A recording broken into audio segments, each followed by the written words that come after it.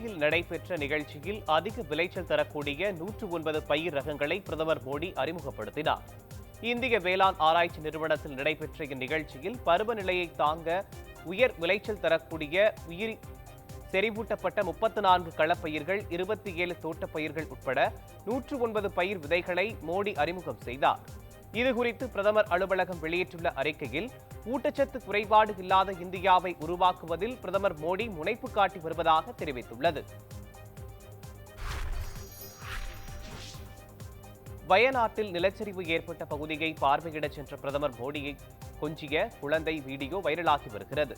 கேரள மாநிலம் வயநாட்டுக்கு முண்டன்கை, சூரல்மலை உள்ளிட்ட பகுதிகளில் ஏற்பட்ட நிலச்சரிவில் சிக்கி 400க்கும் மேற்பட்டோர் உயிரிழந்தனர்.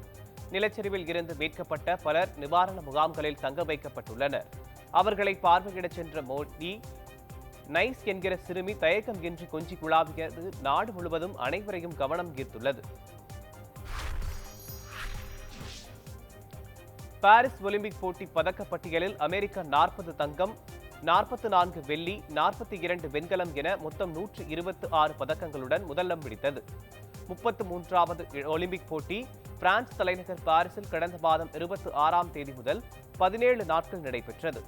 இந்நிலையில் பதக்கப்பட்டியலில் 40 தங்கம், 27 வெள்ளி, 24 வெண்கலம் என மொத்தம் 91 பதக்கங்களுடன் சீனா 2வது இடமும், 20 தங்கம், 12 வெள்ளி, 13 வெண்கலம் என மொத்தம் 45 பதக்கங்களுடன் ஜப்பான் 3வது இடமும் பிடித்துள்ளன. இந்தியா 1 வெள்ளி, 5 வெண்கலம் என 6 பதக்கங்களுடன் 71வது இடமும், பாகிஸ்தான் 1 தங்கப்பதக்கம் பெற்று 62வது இடமும் பிடித்துள்ளது.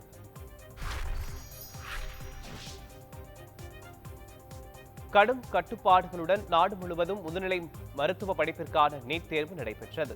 முதுநிலை மருத்துவ படிப்பிற்கான நீட் தேர்வு கடந்த ஜூன் 23ஆம் தேதி நடைபெற்றதாக இருந்தது. தேர்வுக்காக 2 லட்சத்திற்கும் மேற்பட்டோர் விண்ணப்பித்திருந்தனர். ஆனால் மே மாதம் நடத்தப்பட்ட இளநிலை நீட் தேர்வு முறைகேடுகள் நடைபெற்றது அம்பலமானதால் முதுநிலை நீட் தேர்வு கடைசி நேரத்தில் தள்ளி வைக்கப்பட்டது. இந்நிலையில் நாடு முழுவதும் நேற்று நீட் தேர்வு நடைபெற்றது. அரசு ஊழியர்களின் ஓய்வு வயதை 62ஆக உயர்த்தப் போவதாக பரவும் தகவல் வதந்தி என தமிழக அரசு தெரிவித்துள்ளது. தமிழக அரசு ஊழியர்களின் ஓய்வு வயது வரம்பு 60 வயது என நிர்ணயிக்கப்பட்டுள்ளது.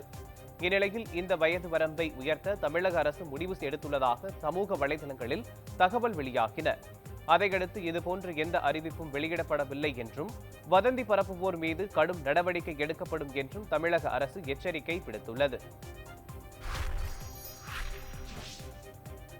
தமிழ் வளர்ச்சித்துறை சார்ந்த பணிகளில் தமிழ் முதுகலை பட்டம் பெற்றவர்களுக்கு 50 விழுக்காடு இடஒதுக்கீடு வழங்கப்படும் என தமிழ் வளர்ச்சித்துறை அமைச்சர் மு.பே. சாமிநாதன் தெரிவித்துள்ளார். கோவையில் இது தொடர்பாக செய்தியாளர்களிடம் பேசிய அவர், தமிழ் எம்.ஏ. பட்டம் பெற்றவர்களுக்கு தமிழ் வளர்ச்சித்துறையில் டிஎன்பிஎஸ்சி மூலமாக உதவி இயக்குநர்கள் நியமனம் நடைமுறை இதுவரை இல்லை என்றும், முதலமைச்சர் மு.க.ஸ்டாலின் உத்தரவிட்டதன் அடிப்படையில் தற்போது அப்பணிகளுக்கு எம்.ஏ. தமிழ் பட்டம் பெற்றவர்கள் நியமிக்கப்படுவதாகவும் கூறினார். தமிழகத்தில் போதைப் பொருள் விற்பனையால் மாணவர்களின் எதிர்காலம் சீரழிந்து வருவதாக எதிர்க்கட்சித் தலைவர் எடப்பாடி பழனிசாமி விமர்சித்துள்ளார். சேலம் மாவட்டம் ஆலச்சம்பாளையம் நகராட்சி நடுநிலைப் பள்ளியில் புதிதாக கட்டி முடிக்கப்பட்ட வகுப்பறை கட்டிடங்கள் மற்றும் பல்வேறு திட்டப் பணிகளை எடப்பாடி பழனிசாமி தொடங்கி வைத்தார். அப்போது பேசிய அவர், போதைப் பொருள் விற்பனையை தடுக்க திமுக அரசு எவ்வித நடவடிக்கையும் எடுக்கவில்லை என்று குற்றம் சாட்டினார். கேரள மாநிலத்தில் பரவும் நிபா வைரஸ் எதிரொலியாக தமிழக கேரள எல்லையில் சோதனை தீவிரப்படுத்தப்பட்டுள்ளது. கேரளாவில் இருந்து தமிழகத்திற்குள் வரும் அனைத்து வாகனங்களும் தென்காசி மாவட்டம் புளியரை சோதனை சாவடியில் முறையாக சோதனைக்கு பிறகே அனுமதிக்கப்படுகின்றன. தற்போது குற்றால சீசன் என்பதால் அரிய வகை பழங்களான ராம்டன், மங்குஸ்தான் உள்ளிட்ட பழங்களும் தீவிர சோதனைக்கு பிறகே அனுமதிக்கப்படுகிறது. வவ்வால் கடித்து சேதமடைந்த பழங்கள் ஏதேனும் இருந்தால் அந்த வாகனத்தை சுகாதாரத்துறையினர் திருப்பி அனுப்பிவிடுகின்றனர். வக்ஃப் வாரிய சட்ட திருத்தத்தை எதிர்த்து உச்சநீதிமன்றத்தில் வழக்கு தொடரப்போவதாக இந்திய யூனியன் முஸ்லீம் லீக் தேசிய தலைவர் காதர் மொய்தீன் தெரிவித்துள்ளார். இதுகுறித்து நாகையில் செய்தியாளர்களிடம் பேசிய அவர், வக்ஃபே இல்லாமல் ஆக்குவதற்கான மசோதா இது என்றும், வக்ஃப் வாரிய சட்டம் காங்கிரஸ் கட்சியால் கொண்டுவரப்படவில்லை என்றும் கூறியதுடன் ஆங்கிலேயர்களால் கொண்டுவரப்பட்டதாக குறிப்பிட்டார். வக்ஃபு வாரியத்திற்கு சொந்தமான இடத்தில் இந்துக்களின் வழிபாட்டு தலம் இருப்பதை பெருமையாக கருதுவதாக வக்ஃபு வாரிய தலைவர் அப்துல் ரஹ்மான் கூறியுள்ளார். இது தொடர்பாக நாகையில் அவர் அளித்த பேட்டியின் போது ஆக்கிரமிப்பு சொத்துக்களை மீட்டு முறைப்படுத்தவே வக்ஃபு வாரியம் உருவாக்கப்பட்டதாகவும் மதப்பிரிவினை ஏற்படுத்த தாங்கள் ஒருபோதும் நினைக்கவில்லை என்றும் தெரிவித்தார். வக்ஃபு வாரிய சொத்துக்களை கையாடல் செய்த முத்தவள்ளிகள் மீது கடும் நடவடிக்கை எடுக்க வலியுறுத்தப் போவதாகவும் கூறினார். ஆடி மாதம் முடிந்து மனைவியை அழைத்துச் செல்ல வந்த கணவருக்கு அவரது மாமியார் 100 வகை பழங்காரங்களுடன் விருந்து அளித்தது வைரலாகி வருகிறது.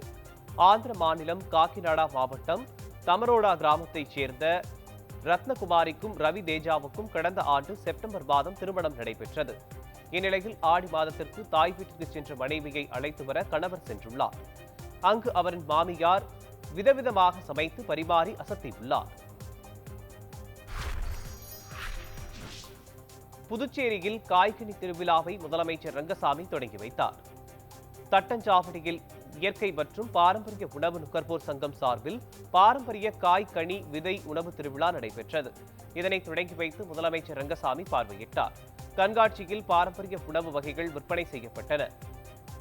சிறை கதிகள் விதைத்த பழங்கள், காய்கனிகள் மற்றும் கைவினைப் பொருட்களும் விற்பனைக்கு வைக்கப்பட்டிருந்தன. கண்காட்சியை ஏராளமான பொதுமக்கள் பார்வையிட்டு ஆர்வமுடன் வாங்கிச் சென்றனர். ஷூ மூலம் 1 கோடி ரூபாய் மதிப்புள்ள தங்கம் கடத்திய நபர் கைது செய்யப்பட்டார். துபாயில் இருந்து ஹைதராபாத் விமான நிலையம் வந்த ஆண் பயணியை சந்தேகத்தின் பேரில் வருவாய் புலனாய்வுத்துறை அதிகாரிகள் சோதனையிட்டனர். அப்போது அவர் தனது ஷூ அடிப்பாகத்தில் 390 கிராம் தங்கம் கடத்தி வந்தது கண்டுபிடிக்கப்பட்டது. அதைத் தொடர்ந்து தங்கம் பறிமுதல் செய்த அதிகாரிகள் கடத்தலில் ஈடுபட்ட நபரை கைது செய்து தீவிர விசாரணை மேற்கொண்டு வருகின்றனர்.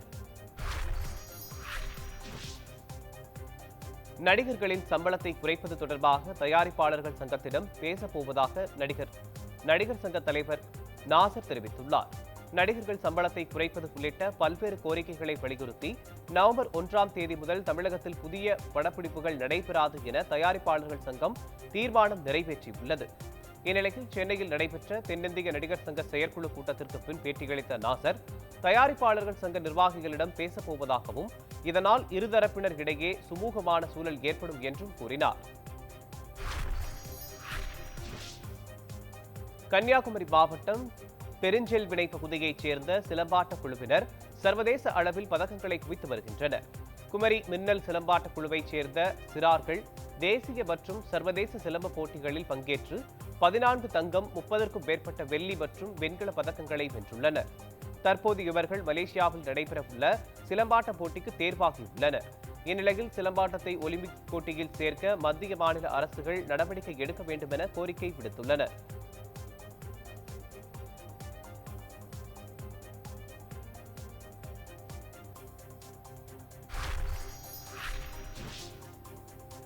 திருவள்ளூர் மாவட்டம் வீரமங்கலம் பகுதியில் கழிவுநீர் கலந்து வரும் குடிநீரால் உடல் உபாதைகள் ஏற்படுவதாக பொதுமக்கள் கவலையடைந்துள்ளனர். இதுகுறித்து பலமுறை புகார் அளித்தும் அதிகாரிகள் நடவடிக்கை எடுக்கவில்லை என்றும், கடவைக்கு மருத்துவ முகாம் நடத்துவதாகவும், ப்ளீச்சிங் பவுடரை மட்டும் தூவிவிட்டு செல்வதாகவும் ஊராட்சி நிர்வாகம் மீது குற்றம் சாட்டியுள்ளனர். இப்பிரச்சினைக்கு நிரந்தர தீர்வு காண வேண்டும் என ஆட்சியருக்கு அப்பகுதி மக்கள் கோரிக்கை விடுத்துள்ளனர்.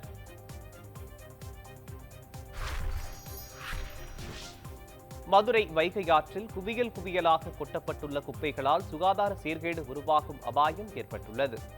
தென் மாவட்டங்களில் பாசன தேவையை பூர்த்தி செய்து வரும் வைகை ஆறு தற்போது குப்பை கிடங்காக மாற்றப்பட்டு வருகிறது. வைகை ஆற்றில் தினமும் கொட்டப்படும் குப்பைகளால் ஆறு பழுதாவதுடன் விளைநிலமும் பாதிக்கப்படுவதாக விவசாயிகள் கவலையடைந்துள்ளனர். வைகை ஆற்றில் குப்பை மற்றும் கழிவுகளை கொட்டுவதை தடுக்க கடும் நடவடிக்கை எடுக்க வேண்டும் என கோரிக்கை விடுத்துள்ளனர்.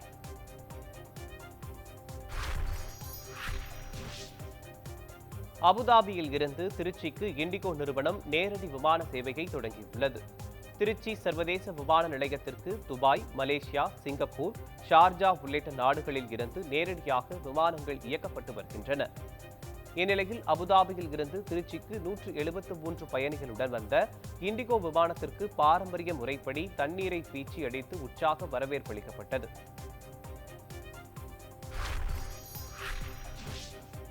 சேலம் மாவட்டத்தில் லாட்டரி விற்பனையால் ஏராளமான குடும்பங்கள் வாழ்வாதாரத்தை இழந்து வருவதாக பாதிக்கப்பட்ட பொதுமக்கள் வேதனை தெரிவித்துள்ளனர். கொல்லப்பட்டி புதூர் பகுதியைச் சேர்ந்த மாரியப்பன் என்பவர் சோரையன்காடு கரட்டுமேடு பகுதியில் சட்டவிரோதமாக லாட்டரி விற்பனை செய்து வருவதாகவும் அவரது அண்ணன் மகன் செல்லதுரை மற்றும் முத்துக்குமார் ஆகியோர் 10க்கும் மேற்பட்ட இடங்களில் லாட்டரி கடைகள் வைத்துள்ளதாகவும் கூறியுள்ள பொதுமக்கள் லாட்டரி விற்பனையை தடுக்க வேண்டுமென கோரிக்கை விடுத்துள்ளனர்.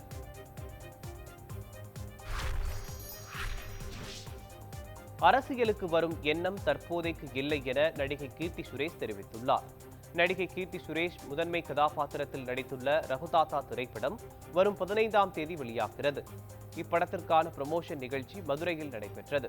இதில் நடிகை கீர்த்தி சுரேஷ் கலந்து கொண்டு படத்தின் ட்ரெய்லரை சிறுமிகளுடன் அமர்ந்து பார்த்து ரசித்தார். பின்னர் செய்தியாளர்களுக்கு பேட்டியளித்த அவர் ரகுதாத்தா திரைப்படத்தில் ஹிந்தி திணிப்பை பற்றி பேசியுள்ளதாக கூறினார்.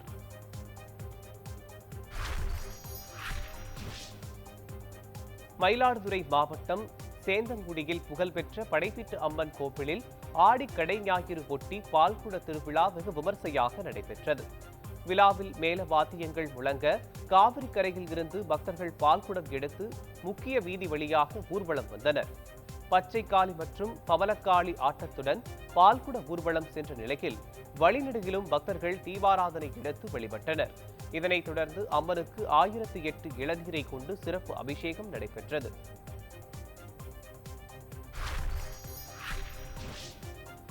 தூத்துக்குடி மேலூரில் அமைந்துள்ள மேல்மருவத்தூர் ஆதிபராசக்தி அம்மன் கோவிலில் ஆடிப்பூர விழாவை ஒட்டி கஞ்சிக்களைய ஊர்வலம் நடைபெற்றது. பாகம்பிரியால் உடனுரை சங்கர ராமேஸ்வரர் கோவிலில் இருந்து தொடங்கிய இந்த ஊர்வலத்தில் 500க்கும் மேற்பட்ட பக்தர்கள் கலந்து கொண்டனர்.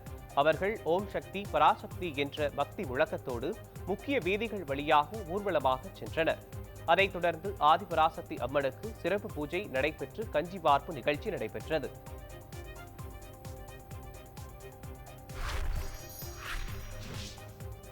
ஆடி மாத கடைசி ஞாயிற்றுக்கிழமையை முன்னிட்டு ஐயா வைகுண்ட சுவாமி கோவிலில் பால் உரை திருவிழா வெகு சிறப்பாக நடைபெற்றது. சென்னை ஆவடியை அடுத்துள்ள சின்ன சேக்காடு பகுதியில் ஐயா வைகுண்ட சுவாமியின் அருள்பதி நிழல்தாங்கல் அமைந்துள்ளது. இங்கு ஞாயிற்றுக்கிழமை தோறும் ஐயா வைகுண்ட சுவாமிக்கு சிறப்பு அலங்காரம் செய்து பக்தர்கள் வழிபடுவது வழக்கம். அதன்படி நேற்று நடைபெற்ற பால்முறை திருவிழாவில் நாக அலங்காரத்தில் எழுந்தருளிய ஐயா வைகுண்ட சுவாமியை பக்தர்கள் வழிபட்டு மகிழ்ந்தனர். விழாவில் பக்தர்களுக்கு அன்னதானம் வழங்கப்பட்டது. அதன்பின் கருட வாகனத்தில் வீற்றிருந்த ஐயா வைகுண்ட சுவாமி அருள்வாக்கு கூறினார்.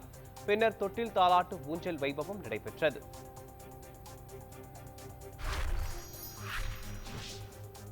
கீழடி அருங்காட்சியகத்தை அயல் நாடுகளைச் சேர்ந்த கல்வியாளர் குழுவினர் பார்வையிட்டனர். சிவகங்கை மாவட்டம் கீழடியில் தொல்லியல் அகழாய்வை தொடர்ந்து அங்கு உலகத்தரம் வாய்ந்த அருங்காட்சியகம் அமைக்கப்பட்டுள்ளது. அங்கு பானை ஓடுகள், வரி வடிவ எழுத்துக்கள் உட்பட தொன்மையான பொருட்கள் காட்சிப்படுத்தப்பட்டுள்ளன. இந்நிலையில் அருங்காட்சியகத்தை America, Korea, Japan, Thailand, Cambodia, Singapore, Myanmar, Philippines ஆகிய நாடுகளைச் சேர்ந்த கல்வியாளர்கள் பார்வையிட்டு சென்றனர்.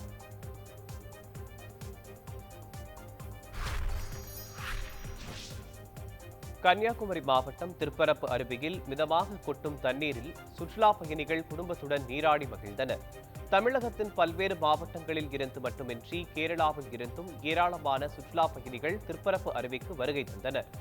அவர்கள் அருவியில் நீராடி மகிழ்ந்ததுடன் சிறுவர் பூங்காவில் குடும்பத்துடன் விளையாடியும் உற்சாகமடைந்தனர்.